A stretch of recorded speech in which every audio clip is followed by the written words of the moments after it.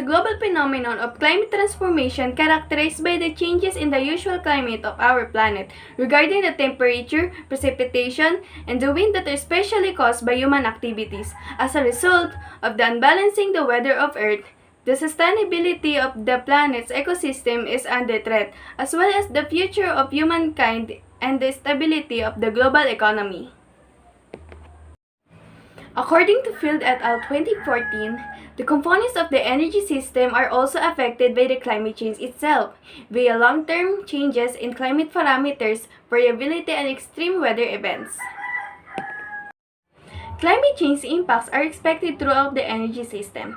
On the demand side, the balance of the heating and cooling demand patterns is changing due to the rising temperatures. On the supply side, impacts include changes to the average and variability of the wind, solar, and hydropower resources.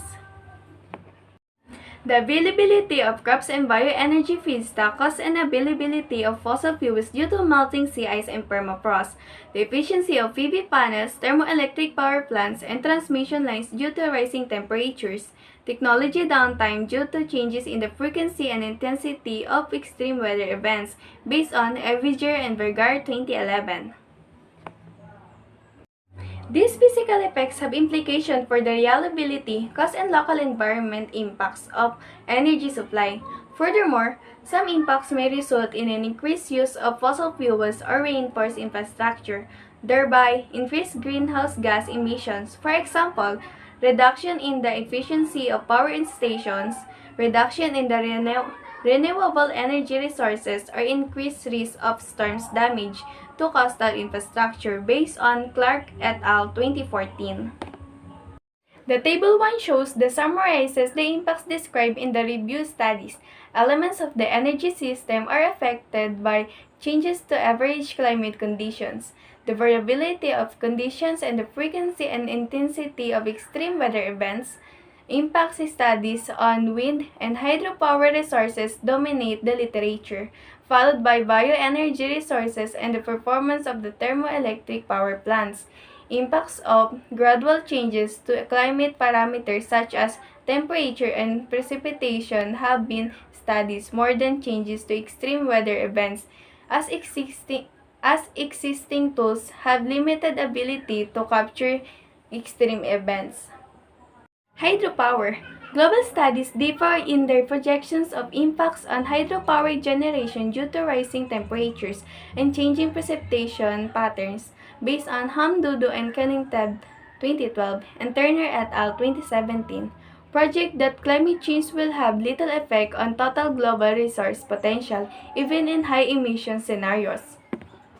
Wind. According to Fire and Barthelemy 2010, found average wind speeds around Europe and North America would remain within 15% of current values by the end of the century. In solar, climate change projections tend to agree that cloud cover will decrease in low to mid-latitude regions based on Pat et al. 2013. However, increases in solar resource will often be counterbalanced by decreasing efficiency due to rising temperature. As such, regional studies tend to project changes in solar generation of less than 10% by the end of the century based on Crook et al. 2011, Gaoiran et al. 2014, and Panagay et al. 2014. In solar, climate change projections tend to agree that cloud cover will decrease in low to mid-latitude regions based on Pat et al. 2013. However, increases in solar resource will often be counterbalanced by decreasing efficiency due to rising temperature. As such, regional studies tend to project changes in solar generation of less than 10% by the end of the century based on Crook et al. 2011, Gaoiran et al. 2014, and Panagay et al. 2014. In wave, according to Syria et al. 2017, wave research is potentially affected by changes to wind patterns and sea level rise. In bioenergy, both average yields and the area suitable for growing bioenergy crops are affected by rising temperatures and changing precipitation patterns based on Harbel et al. 2011. In thermal power station, according to Chuang and Su 2005, Rising temperatures are expected to reduce power plant output by approximately 0.4 to 0.7% per degree due to reduced thermal efficiencies. Reduced water resources for cooling are expected to cause power station to reduce load or shutdown. For example, an annual mean temperature rise of 3% Celsius could cause daily reductions of generation's capacity of up to 36% in Germany based on Go et al. 2014. While some regions are expected to experience increased capacity under climate change in India and Russia, global annual thermal power plant capacity is likely to be reduced by 7 to 12% in the mid-country based on Van Veyet et al. 2016. In transmission lines, there's a limited studies indicate that rising temperature will reduce and transmission capacity of overhead lines. This risk is expected to be low in the UK based on Craden and Harrison 2013.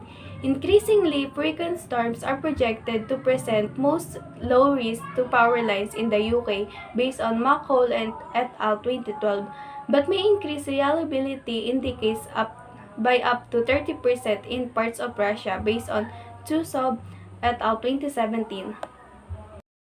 There's increasing damage to bioenergy crops and energy infrastructure due to storms, extreme winds, floods, and landslide.